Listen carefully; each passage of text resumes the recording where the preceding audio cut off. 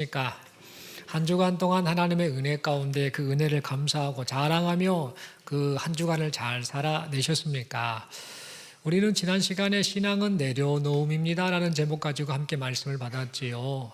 그렇구나. 신앙생활은 내 힘으로 하는 것이 아니고 내 생각, 내 방법, 내 감정, 내가 의지하는 것들을 의지하며 하는 것이 아니라 하나님 앞에 이 모든 것들을 내려놓는 것이구나. 그래서 하나님의 인도하심을 따라 하나님의 방법대로, 하나님의 생각대로, 하나님의 뜻대로 또 하나님이 직접 해주셔야 되는 것이 바로 신앙생활이구나라는 사실을 깨닫게 됐습니다.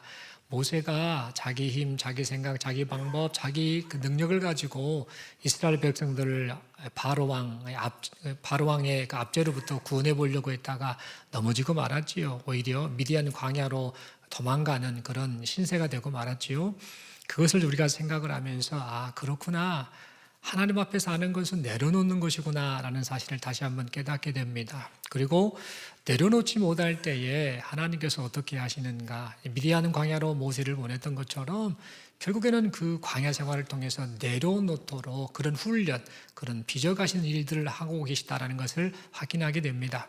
그러므로 우리에게 허락하신 하나님께서 허락하신 인생 시간 동안에 우리가 하나님 앞에 내려놓는 신앙생활, 내려놓고 또 내려놓고 오직 하나님만을 의지하며 그렇게 살아가시는 여기 모인 우리 모두가 될 수 있기를 간절히 소망합니다.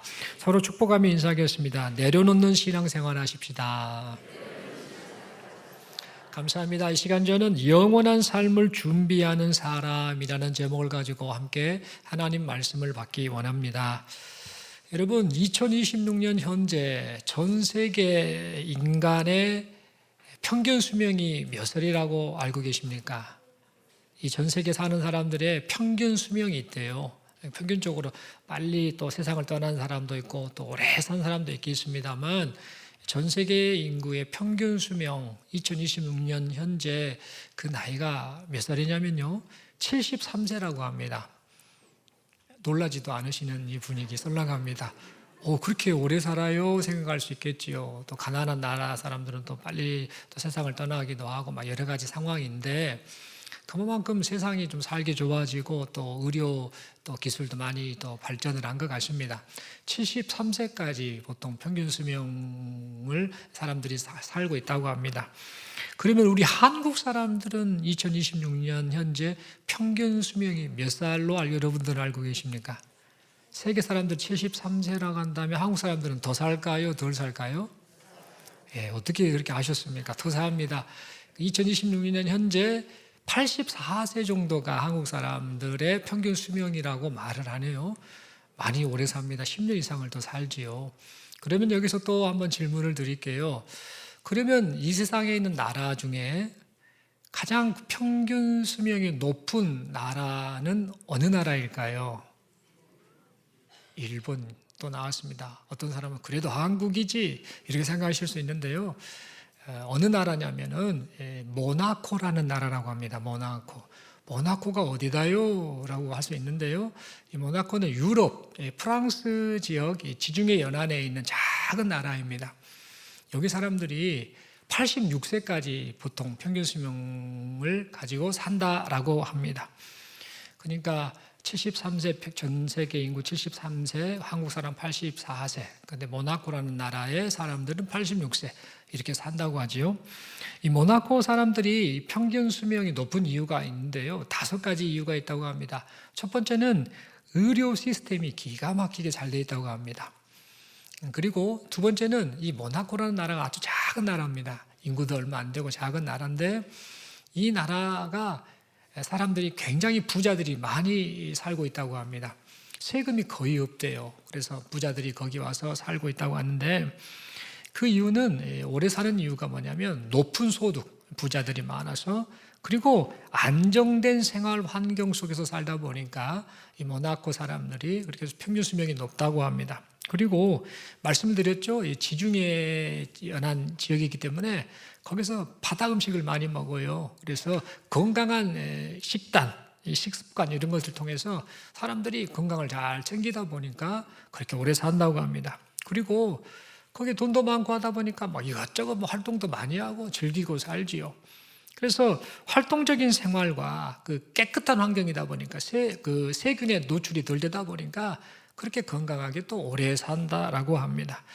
그리고 가장 중요한 특징이 뭐냐면 이 모나코 지역에 사는 사람들이 스트레스를 좀 덜 받는다고 하네요. 그래서 이런저런 이유 때문에 그런 스트레스를 덜 받는 사회 구조로 인해서 그렇게 또 나름대로 또 오래 산다라고 합니다. 전 세계 사람들은 73세, 한국 사람은 84세, 또 모나코 사람들은 86세, 현재 그렇게 평균 수명이 그렇게 된다라고 하는데요. 어찌 보면 아이고 나도 모나코에서 태어났으면 어땠을까 이런 생각을 하실 수 있겠습니다만 2년밖에 차이 안 나니까요.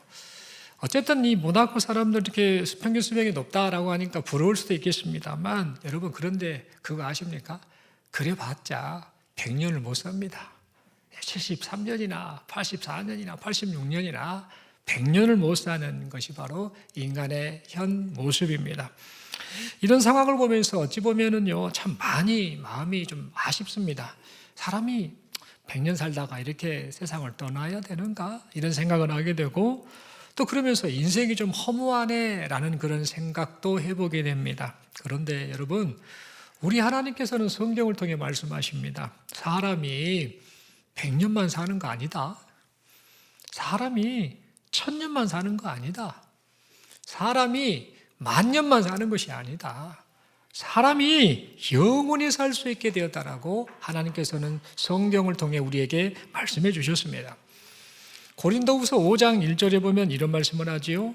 만일 땅에 있는 우리의 장막집이 무너지면, 이 말은 우리 육신이 이제 죽은 걸 말합니다. 우리 육신의 장막, 이것이 무너지면, 우리가 죽게 되면 하나님께서 지으신 집, 손으로 지은 것이 아니요 하늘에 있는 영원한 집, 영원한 하나님의 나라를 말하지요. 그것이 우리에게 있는 줄 아느니라 라고 그렇게 말씀을 하고 있습니다.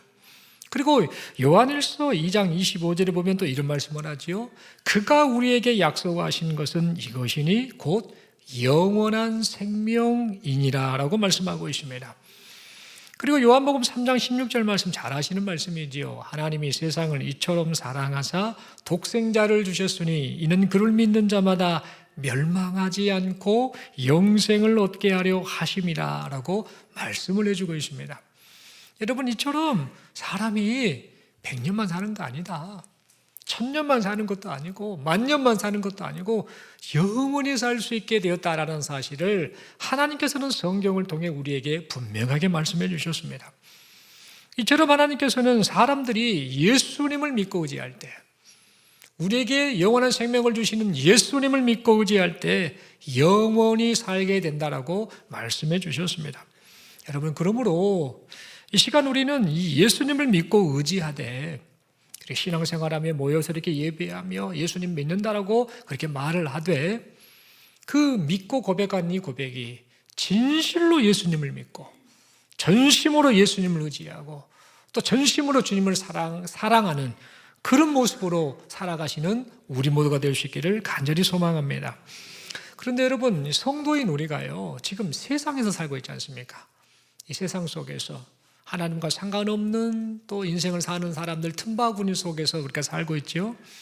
그러다 보니까 이 세상살이가 우리도 모르게 전부인 것처럼 우리도 세상 사람들처럼 생각할 때가 많은 것 같습니다. 그러니 어떤 현상이 나타나죠? 우리도 모르게 이 세상 것에 마음이 흠뻑 빠져 살 때가 있습니다. 주변을 둘러보면 사람들이 하나님과 상관없는 인생을 살고 세상에서 분주하게 살고 세상에서 즐기고 살고 세상 것이 전부인 것처럼 생각하고 이 생의 전부인 것처럼 그렇게 생각하며 살다 보니까 성도인 우리도 이 세상 속에서 살면서 그것을 보면서 그 영향을 받아서 우리도 모르게 세상의 것에 마음이 흠뻑 빠질 때가 있더라라는 겁니다.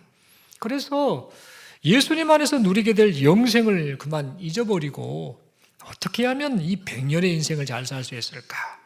내가 84년만 살 것이 아니라 100년을 살아야지. 어떻게 하면 이 100년의 인생을 잘 살 수 있을까? 행복하게 살 수 있을까? 어떻게 하면 이 세상에서 오래오래 살 수 있을까라고만 생각하며 그렇게 인생을 살아갈 때가 있습니다.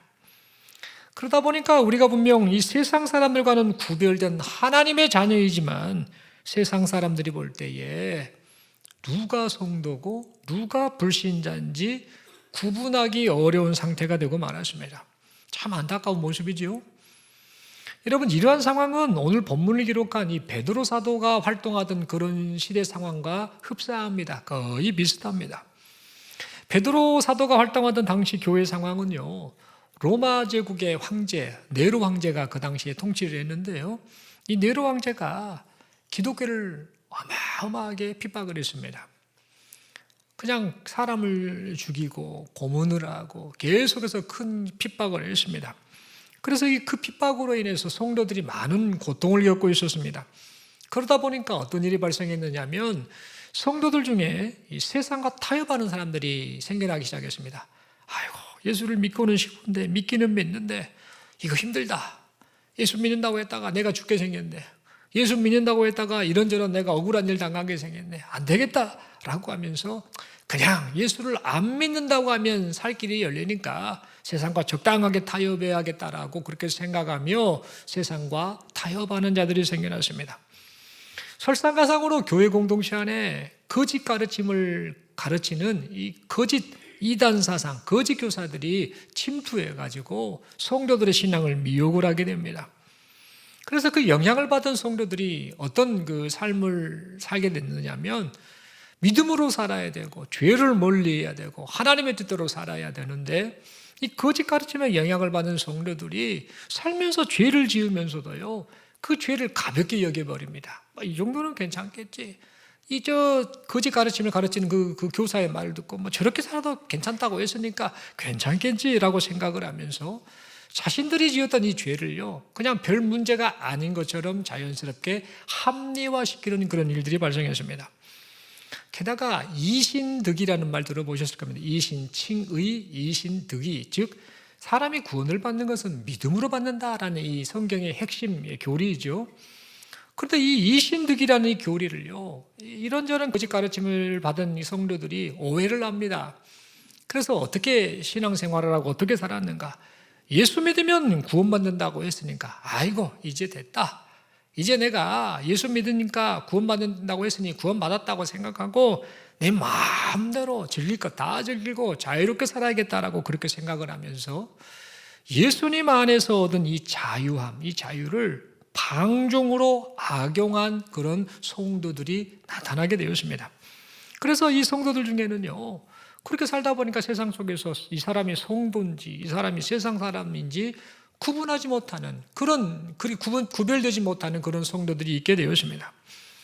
게다가 당시에 이 성도들 중에는요, 이 거짓 교사들의 가르침을 받아서 그 영향으로 인해서 예수님의 재림이 없다, 예수님의 재림을 못 믿겠다라고 하는 그런 사람들이 발생하게 되었습니다.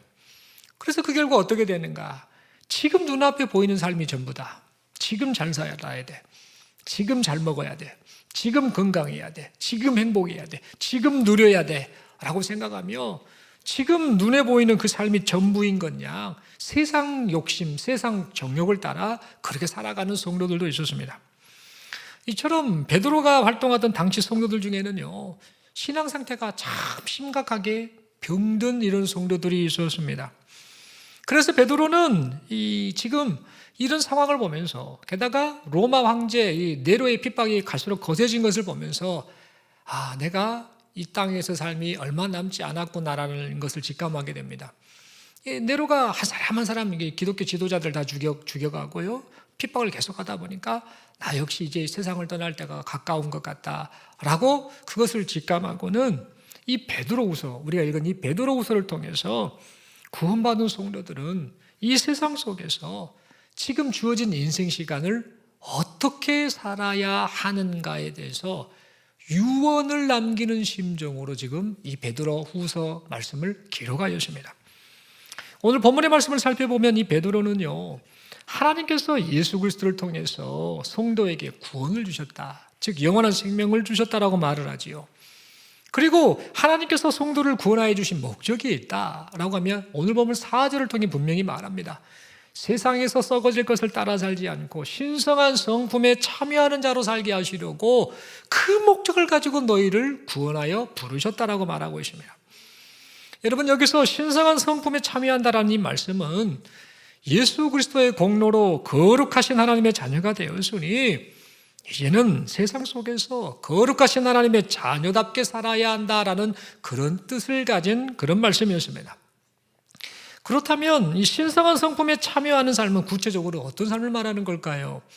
친절하게도 베드로는요, 오늘 본문을 통해서 신성한 성품에 참여하는 삶이 이런 삶이다라고 말을 해주고 있습니다. 8가지 덕목을 말하고 있지요. 믿음, 덕, 지식, 절제, 인내, 경건, 형제 우애, 사랑, 이것을 더하는 삶, 이것이 바로 하나님 보시기에 신성한 성품에 참여하는 삶이다라고 말을 했던 겁니다. 여러분, 믿음이 있는 삶이란 뭘까요? 예수 그리스도를 믿는 믿음이 구원의 시작이지요. 이게 없으면 안 되거든요. 아무리 교회 생활을 하고 입으로 그냥 내가 성도라라고 떠들어도 된다 할지라도 예수를 믿는 믿음이 없으면, 참된 믿음이 없으면 이것은 구원받은 자가 아니지요. 그래서 이 믿음이 있는 삶이란 예수 그리스도를 믿는 믿음이 구원의 시작이고 신분의 변화의 시작이기 때문에 이 예수를 진실로 믿고 의지하며 사는 것, 이것을 말한다라고 볼 수 있겠습니다. 덕이 있는 삶이란 무엇인가? 예수 믿으면 나 구원받았어, 예수 사랑해라고 하면서 그 예수님과의 관계만을 말하는 것이 아니라 그 예수를 믿고 사랑하면 이제는 그 믿는 사람은 삶 속에서 예수님을 닮은 선한 행동을 하며 살아야 한다는 것을 말해주는 것이 바로 덕이 있는 삶입니다. 그리고 지식 있는 삶은 뭔가? 살면서 하나님의 뜻이 무엇인지를 아는 것, 무엇이 옳고 무엇이 그른지, 무엇이 하나님이 원하시는 것인지 성경을 통해 분명하게 밝히시는 그 뜻이 무엇인지를 분별하며 사는 것, 이것이 바로 지식 있는 삶이다라고 말할 수 있습니다. 그리고 절제하며 사는 삶이란 것은 뭐냐? 예수 안에서 구원을 얻었으니, 살면서 하나님의 뜻대로 살기를 결단했으니 이제 살면서 내가 하고 싶은 대로 사는 것이 아니라 하나님의 뜻에 맞게 자신을 통제하는 삶, 절제하는 삶을 사는 것, 이것이 바로 절제하는 삶이다라고 말할 수 있겠죠. 그리고 인내하며 사는 삶은 뭔가? 성도에게 반드시 고난이 있다, 어려움이 있다. 그러나 그 속에서도 믿음을 지키는 삶을 살아야 한다라는 그런 의미의 말씀입니다. 그리고 경건하게 사는 삶이란 언제 어디서나 어떤 상황에서든지 하나님을 의식하는 것, 하나님을 인정하는 것, 그래서 말과 행동과 생각을 하나님 앞에 행하며 사는 것, 이것이 바로 경건하게 사는 삶이다라고 말할 수 있겠죠. 그리고 형제 우애를 하며 사는 삶은 뭔가? 예수를 믿되 구원하여 주셨을 때 네 혼자 예수 믿고 네 혼자 구원받고 네 혼자 신앙생활 하면 된다라고 부르지 않고 공동체로 부르셨죠. 공동체로 불러서 다양한 기질, 다양한 성격, 다양한 인생 경험인 사람들을 불러다가, 중요한 것은 그들이 전부 죄인들이죠. 죄인들을 불러다가 공동체를 이루어 변화시켜 가시는데, 그 공동체 안에 속해서 그 공동체 안에 속한 지체들을 서로 사랑하고 돌보며 사는 것, 그것이 바로 형제 우애의 삶이다라는 그런 의미의 말씀인 거죠. 그리고 마지막으로 사랑하며 사는 삶, 이것은 뭐냐? 교회 공동체 안에서만 그렇게 우리끼리 즐겁고 우리끼리 천국 가고 우리끼리 행복한 그런 것이 아니라 이제는 이 세상을 향해서 예수님께서 제자들에게 말씀하셨지요. 내가 너희를 사랑한 것 같이 너희가 서로 사랑하라. 그렇게 사랑할 때에 모든 사람이 너희가 내 제자인 줄 알리라라고 말씀하셨던 것처럼 그 말씀대로 이제 성도가 삶의 현장 속에서 내가 원하는 사람만이 아니라 나를 힘들게 하는 사람까지 주님이 우리를 사랑하신 것처럼 사랑하며 살아가는 것, 그것이 바로 사랑하며 사는 삶이다라고 말씀을 드릴 수 있겠습니다. 결국 이러한 이 8가지가 바로 신의 성품에 참여하는 그런 삶이었지요. 그리고 하나님의 자녀다운 삶이었던 겁니다. 그런데 여러분, 이 8가지 덕목을 살펴볼 때에 우리가 좀 눈여겨볼 것이 하나 있네요. 그것은 뭐냐면 예수님을 믿는 이 믿음이 이 믿음으로 시작했다가 마지막 단어가 뭐죠? 사랑으로 지금 귀결되고 있다는 겁니다. 믿음에서 덕과 지식과 절제, 그리고 경건, 형제 우애, 사랑으로 쭉 가지 않습니까? 결국은 사랑으로 귀결이 되고 있다는 겁니다. 이것은 하나님의 자녀가 된 사람에게는 믿음과 사랑이 동전의 양면과 같이 반드시 함께 공존하는 것이구나라는 사실을 우리에게 말을 해주고 있는 겁니다. 베드로는 이렇게 말을 한 다음에 그 다음에 이제 이 8가지 덕목을 마음에 새기며 살 때, 실천하며 살 때와 이 8가지 덕목을 마음에 새기지도 않고 실천하지 않을 때 분명한 차이가 있음을 말해주고 있습니다. 베드로는 이 8가지 덕목을 마음에 새기며 살면은 어떤 그 결과가 나타나는가? 그 사람이 예수님을 아는 일에 게으른 자가 되지 않는다고 말합니다. 즉 예수님을 깊이 안다는 겁니다. 무엇을 원하시고 어떻게 살길 바라시고 그 주님이 내게 어떤 분이신가를 깊이 아는 그런 자가 된다는 겁니다. 그래서 신앙의 열매를 맺는 자가 된다라고 그렇게 말해주고 있습니다. 그런데 반대로 이 성도가 이 8가지 덕목을 마음에 새기지도 않고 생각하지도 않고 실천하지도 않고 그렇게 살게 되면 그 사람은 어떤 사람과 같은가? 영원한 하나님의 나라, 영원한 것을 보지 못하는 영적 맹인과 같다라고 말하고 있고, 하나님께서 아드님까지 희생시키며 구원해 주신 그 죄사함의 은혜를 잊은 자와 같다라고 그렇게 말하고 있습니다. 그래서 이 베드로는요, 이 성도들 향해 하나님께서 성도를 은혜로 부르셨다, 은혜로 택하셨다, 이 사실을 잊지 말고 감사해라. 그러면서 너희의 삶 속에서 내가 알려준 이 8가지 덕목을 통해서 하나님의 그 성품에 참여하는 자로 살라라고 그렇게 말하였습니다. 그리고 그렇게 살아갈 때에 하나님께서 이 성도들로 하여금 예수님의 나라에 기쁨과 확신을 가지고 들어가도록 해 주실 것이다라고 그렇게 말하였습니다. 결국 이 베드로는요, 오늘 이 본문을 통해서 구원받은 성도가 장차 하나님 나라에서 하나님과 함께 영원히 살게 될 것을 말하고 있고, 그러니까 이 세상에서 겪는 고난, 시험, 유혹, 여거 앞에서 타협하지 말아라. 이 세상살이가 전부인 것 양 땅에 속한 사람으로 살지 말아라. 영원한 하나님 나라를 바라보면서 지금 주어진 이 인생 시간이 신성한 성품에 참여한 자로 살아서 믿음이 사랑으로 열매 맺는 그런 성장하고 성숙한 신앙인으로 살라라고 그렇게 말을 하였던 것입니다. 사랑하는 성도 여러분, 우리는 이 말씀을 생각하면서요, 이 시간 우리 안에 분명한 신앙 결단과 그 신앙 결단이 삶으로 이어지는 그런 은혜가 있었으면 좋겠습니다. 무엇보다도 먼저 예수님을 바르고 참되게 믿는 우리 모두가 되었으면 좋겠습니다. 지금 이 자리에 우리 함께 모여서 예배 드립니다. 함께 예배 드리는데 그거 물어볼 필요 있나? 라고 할지 모르나 다시 한번 확인을 해야 됩니다. 설교를 하는 저나 지금 예배 드리며 이 자리 또 위에 앉아 계신 분 모든 분 한 분도 예외 없이 스스로에게 질문을 해야 됩니다. 내가 예수님을 진실로 바르게 참되게 믿고 있는가? 그 질문을 해보는 우리 모두가 되길 바랍니다. 예수가 아니고서는 사람에게 영원한 생명이 없다라는 사실을 생각하며 예수님을 바르고 참되게 믿는 그런 믿음의 사람이 이 시간 우리 모두가 될 수 있기를 바랍니다. 그리고 하나님께서 우리에게 베푸신 이 구원의 의미, 구원의 가치를 바르게 아는 우리 모두가 되기를 바랍니다. 나를 구원하시려고, 우리를 구원하시려고 아드님까지 희생시키신 그 하나님의 은혜와 사랑, 그 은혜와 사랑을 잊지 않기를 바랍니다. 예수님을 진실로 믿고 의지하지 않으면 영원히 살 수 없다는 사실, 그 사실을 잊지 않기를 바랍니다. 그리고 예수님을 진실로 믿고 의지함으로 구원을 얻은 자가 되었다라고 한다면요, 이제부터는 어떻게 살아야 되는가? 그 구원의 가치를 알아서 세상 속에서 세상과 타협하지 말고 하나님의 나라를 바라보면서 하나님의 성품을 닮은 하나님의 사람으로 인생을 살아가시는 우리 모두가 되기를 바랍니다. 그리고 하나님과 함께 이 하나님 나라에서 영원한 생명을 누리게 될 이 삶을 죽고 나서 그때 살겠지라고 생각하지 말고 그 영원한 삶을 지금 이 순간 이 땅에서 지금 준비하며 살아가시는 우리 모두가 될 수 있길 바랍니다. 여러분, 이를 위해서요, 하나님께서 허락하신 인생 시간을 제발 헛되이 보내지 않기를 바랍니다. 여러분, 무엇보다도 우리 인생 시간이 유한하다라는 사실을 잊지 않기를 바랍니다. 우리 인생 시간이 제한되어 있다는 거. 살다가 100살까지 사는 사람도 있지만 50살까지 사는 사람이 있고 30살까지 사는 사람도 있고 80살까지 사는 사람도 있고, 중요한 특징은 뭐냐면 모두가 제한된 인생 시간을 산다는 겁니다. 인생 시간이 유한하다라는 사실을 우리는 기억하며 살아야 한다는 겁니다.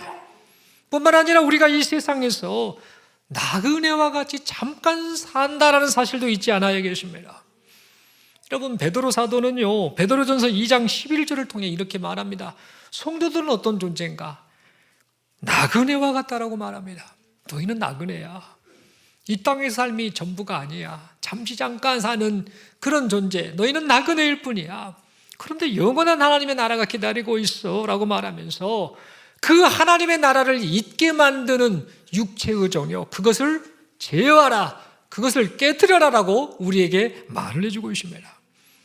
또한 이 사도 바울도 이런 말을 하지요. 에베소서 5장 15, 16, 17절을 통해서 구원받은 성도들 향해 다음과 같이 말합니다. 그런즉 너희가 어떻게 행할지를 자세히 주의하여 지혜 없는 자같이 하지 말고 오직 지혜 있는 자같이 하여 세월을 아끼라. 때가 악하니라. 그러므로 어리석은 자가 되지 말고 오직 주의 뜻이 무엇인가 이해하라 라고 하였습니다. 여러분, 여기서 이 유명한 말이죠. 세월을 아끼라 라는 이 말은 교회 공동체 안에 신앙생활할 때 많이 들어본 말이지요. 이 세월이라는 단어가 이 성경 원어 헬라어로 카이로스라는 단어를 씁니다. 이 세월은 우리가 생각할 때 단순히 시간을 의미한다고 생각하는데 그렇지 않습니다. 이 세월로 번역된 이 카이로스라는 단어의 그 본 의미는 뭐냐면요, 기회입니다. 기회, 결정적인 순간, 이것을 의미한다라고 보시면 됩니다. 그리고 아끼라라는 말, 세월을 아끼라라는 이 말의 헬라어는요, 엑사고라조라는 단어를 쓰는데요, 이것은 뭐냐면 값을 주고 살아라는 겁니다. 대가를 치르고 살아라는 겁니다. 그리고 놓치지 말고 붙잡으라는 그런 뜻을 가진 엑사고라조라는 그 단어인 겁니다. 그러니까 세월을 아끼라라는 이 말의 의미는 뭐냐면요, 어떤 대가를 치러서라도 지금 하나님이 너에게 주신 인생 시간이 있지 않느냐, 이 기회 있지 않느냐, 지금 살아서 예수 믿고 하나님의 뜻대로 살 수 있는 이 주어진 이 인생 기회, 이 기회를 놓치지 말라라는 그런 의미의 말씀인 겁니다. 그러니까 세월을 아끼는 자가 어떤 사람인가? 지혜 있는 자죠. 그래서 사도 바울은 에베소서 5장 15, 16, 17절을 통해서 너희가 지혜 있는 자가 되면 좋겠다.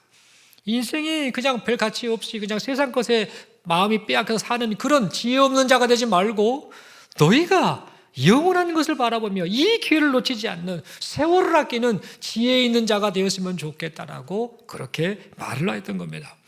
여러분, 그러므로 지금 우리가 살고 있는 이 시간이 하나님께서 우리가 영원한 생명을 누리게 될, 하나님 나라에서 우리가 영원한 생명을 누리게 될 삶을 준비하는 기회라는 사실을 잊지 말고 하나님께서 기회를 주신 이 인생 시간을 매 순간순간을 소중히 여기며 살아가시는 우리 모두가 될 수 있길 바랍니다.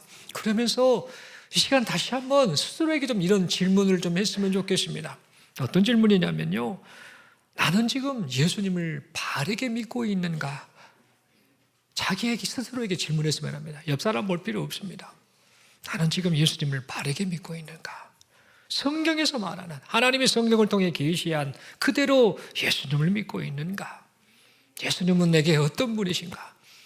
예수님이 나를 위해서 무엇을 하셨는가에 대해서 분명한 깨달음과 분명한 고백이 있는가? 이 시간 스스로에게 질문을 했으면 좋겠습니다.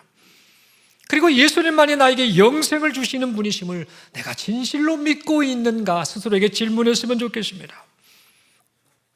나는 지금 하나님께서 나에게 베푸신 이 구원의 의미와 가치를 바르게 알고 있는가? 구원의 의미와 가치를 안다면 나는 지금 하나님 앞에서 구원받은 자의 삶을 살아가고 있는가? 나는 지금 하나님 나라에서 누릴 영원한 삶을 준비하며 살고 있는가? 혹시 나는 지금 100년을 위해 살고 있는가? 아니면 영원한 삶을 위해 살고 있는가? 스스로에게 질문을 해봤으면 좋겠습니다. 그러면서 나는 지금 이 세상에서 세상과 타협하지 않고 하나님의 사람으로 살아가고 있는가? 하나님의 성품을 닮아간 자로 지금 이 땅에서 그 완성될 하나님의 나라를 기대하며 살아가고 있는가?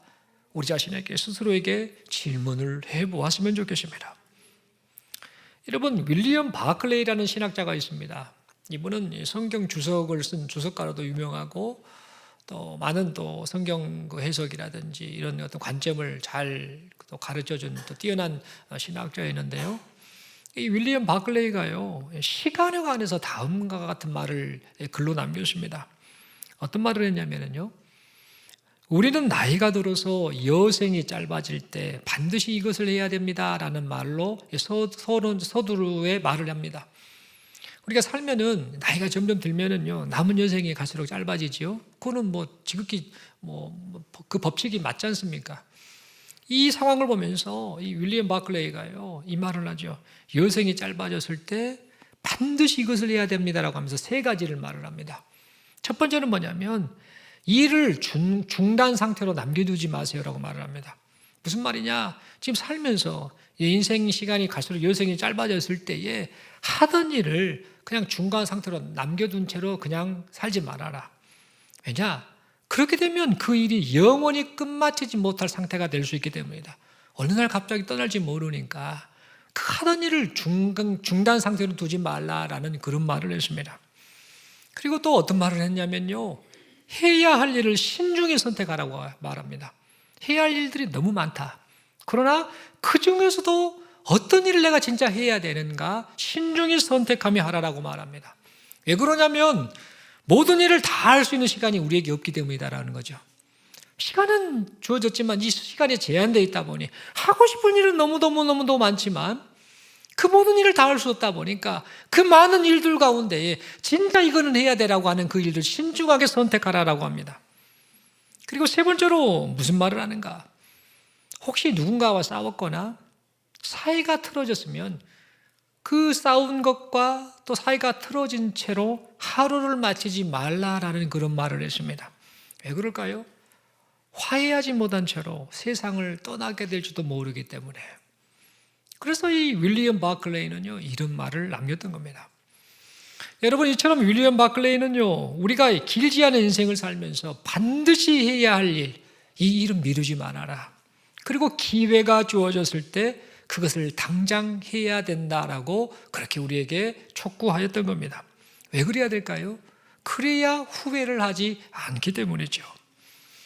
그렇다면 여러분, 유한한 인생을 살면서 반드시 해야 할 일 중에서 우리가 가장 중요하게 여기며 해야 할 일이 있다고 한다면 그게 뭘까요? 우리는 100년을 살고 싶고 200년을 살고 싶고 300년을 살고 싶습니다만 실제로 인생 자체가 그렇게 못 살잖아요.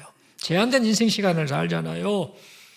그 인생 기간 동안에 우리가 해야 할 일들이 참 많습니다만 진짜 우리가 해야 된다, 이것만큼은 해야 된다라고 하는 일이 있다고 한다면 여러분들은 그것이 무엇이라고 생각하십니까?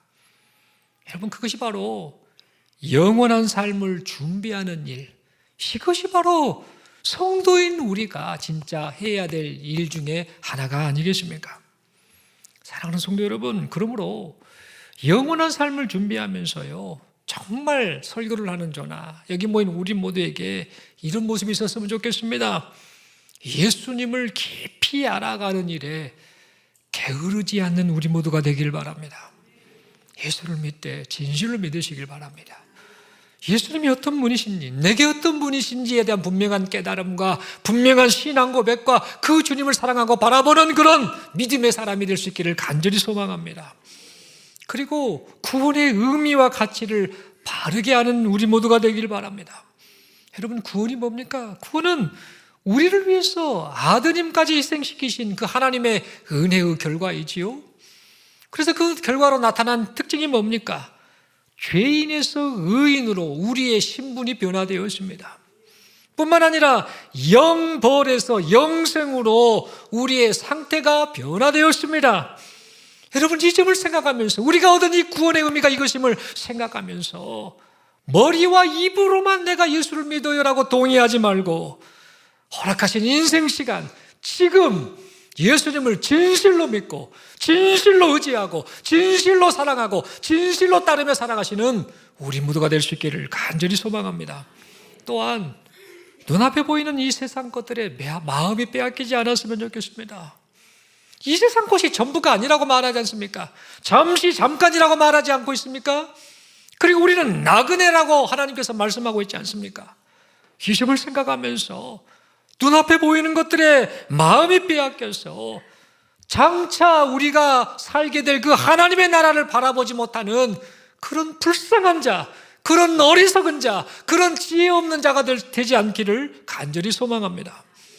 내가 나이가 젊다고 할 때, 내가 하고 싶은 일이 많을 때, 내가 할 수 있는 힘과 의욕이 넘칠 때에 세상의 마음을 빼앗기지 않기를 바랍니다. 내가 나이가 젊을 때, 젊은이들은 잘 들어야 됩니다. 또 젊은 사람들, 제 또래도 있겠지요. 아직 내가 팔팔해 라고 여기는 사람들, 내게 인생의 시간이 많아 라고 여기는 사람들, 내가 하고 싶은 일이 많을 때, 할 수 있는 힘과 능력이 있다라고 여겨질 때에 세상의 마음을 뺏길 것이 아니라 그 시간에 예수 믿는 일, 예수 사랑하는 일, 이 일을 게을리야 하지 않는 우리 모두가 될 수 있길 바랍니다. 여러분, 야고보서 4장 14절 이렇게 말하지요. 내일 일을 너희가 알지 못하는도다. 너희 생명이 무엇이냐? 너희는 잠깐 보이다가 없어지는 안개니라라고 우리에게 말씀하고 있습니다. 여러분, 그러므로 잠시 잠깐뿐인 이 세상 속에서 우리가 지금 나그네로 살고 있다는 거, 그리고 예수 믿고 하나님의 그 신성한 성품에 참여하는 자로 살고 있다는 사실을 잊지 말고 마음이 세상에 빼앗겨서 하나님 나라를 잊고 사는 그런 어리석은 자가 되지 않기를 간절히 소망합니다. 그리고 하나님께서 우리에게 바라시는 것이 우리로 하여금 그 영원한 하나님의 나라, 그 나라를 준비하면서 하나님의 성품을 닮은 자로 살기를 바라신다라는 사실을 생각하면서 할 수만 있거든 우리의 삶 속에서 믿음의 덕을, 덕의 지식을, 지식의 절제를, 절제의 인내를, 인내의 경건을, 경건의 형제 우애를, 형제 우애의 사랑을 더하는 그런 삶을 살아가면서 영원한 삶을 준비하시는 여기 모인 우리 모두가 될 수 있기를 간절히 소망합니다. 그리하여서 우리 주 예수 그리스도의 공로 힘입어서 영원한 하나님의 나라에서 영생의 기쁨을 누리시는 우리 모두가 될 수 있기를 간절히 소망합니다. 사랑하는 성도 여러분, 말씀의 결론을 맺습니다. 여러분, 모든 사람은요, 이 세상 속에서 제한된 시간을 살다가 갑니다. 한 사람도 예외 없습니다. 100년을 다 못 살아요. 모나코 사람들 오래 살아봤자 86년이라잖아요, 수명이. 한국 사람들 84년, 다른 나라 사람들, 전 세계 사람들 73세 말하는데 전부 다 제한된 시간을 살다가 갑니다. 죽음에 이르는 그런 아픔을 겪어야 합니다. 여러분, 그러면 이것만 말하면 우리가 마음이 슬프잖아요. 인생이 덧없는가, 이렇게 허무한가라고 생각할 수 있는데, 여러분, 그러나 잊지 마십시오. 성도는 어떤 존재이냐면요, 성도는 지금 죽음을 향해 걷고 있지 않습니다. 인생을 살면서 인생길을 걸어가는데 죽음을 향해 걷고 있지 않습니다. 성도는요, 어떻게 걷고 있느냐면 영생하시는 하나님을 향해 지금 걸어가고 있는 겁니다. 아멘이십니까? 이 점을 잊지 말아야 합니다. 모든 사람이 때가 되면 육신의 삶을 마치지만 성도는 죽음을 향해 걷는 것이 아니라 영생하시는 하나님을 향해 걷고 있다라는 겁니다. 왜 그렇습니까? 우리 주 예수님께서 우리로 하여금 하나님께로 나아갈 수 있는 길을 열어주셨기 때문입니다. 여러분, 이 점을 생각하면서 이 세상 속에서 예수님 잘 믿으시기를 바랍니다. 예수님 잘 믿는 믿음으로 사시고 그 예수님이 기뻐하시는 그런 삶의 태도로 신성한 성품에 참여하는 자로 사랑하고 하나님의 뜻대로 그렇게 인생을 살아들으시는 우리 모두가 될 수 있기를 간절히 소망합니다. 그러면서 이 삶을 살면서요, 그냥 막 세상의 마음이 빼앗기지 마시고 영원한 삶을 지금 내가 준비하고 있지라는 사실을 생각하며 그렇게 믿음으로 또 사랑을 실천하며 그렇게 살다가 장차 우리가 가게 될 영원한 하나님의 나라, 그 하나님 나라의 영광과 기쁨을 영원토록 누리시는 여기 모인 우리 모두가 될 수 있기를 간절히 소망합니다. 우리 서로에게 축복하며 인사하겠습니다. 영원한 삶을 준비하며 살고 있습니까? 오늘 말씀을 통해서 다른 거 없습니다. 뻔한 이야기입니다. 예수밖에 우리에게 영원한 삶을 허락하신 분이 없다라는 사실, 그분을 진실로 믿고 의지하는 거라는 사실, 머리로 말고 입으로 말고 지식으로 말고 그냥 겉으로 드러내는 것 말고 내 중심에 내가 불을 뿜는 예수님밖에 없습니다. 내 영원한 삶을 허락해 주신 분은 예수밖에 없습니다라는 이 마음을 가지고 영원한 삶을 준비하며 살아가시는 우리 모두가 될 수 있길 바랍니다. 서로에게 축복하며 인사하겠습니다. 지금 준비합시다. 한 번 더 축복하겠습니다. 예수님 잘 믿으십시다. 마지막으로 서로에게 손을 들어 축복하며 인사하겠습니다. 당신이 바로 영원한 삶을 준비하는 사람입니다.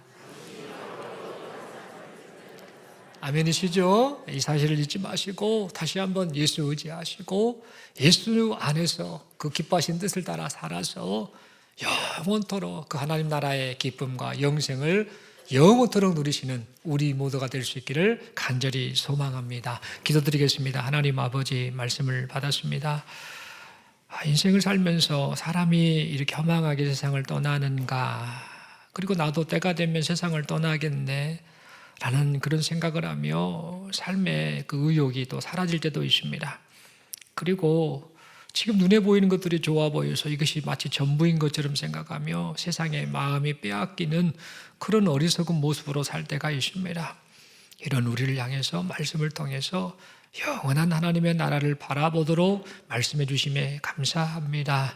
세상에 마음이 빼앗기지 않게 하여 주시고 주를 바라보게 하여 주시고 이 땅에서 살되 세상 사람들과 똑같은 인생이 아니라 구별된 인생을 살아서 신성한 성품에 참여하는 자로 살아서 이 땅에서 살아가는 이 모습이 영원한 하나님 나라에서도 이어진다는 사실을 믿고 그렇게 믿음으로 살아가는 우리 모두가 되게 하여 주옵소서. 그런 믿음의 사람으로 살 수 있도록 은혜 베푸심을 믿고 감사드리오며 우리 주님 예수님 이름으로 기도드리옵나이다. 아멘. 다 함께 찬송가 480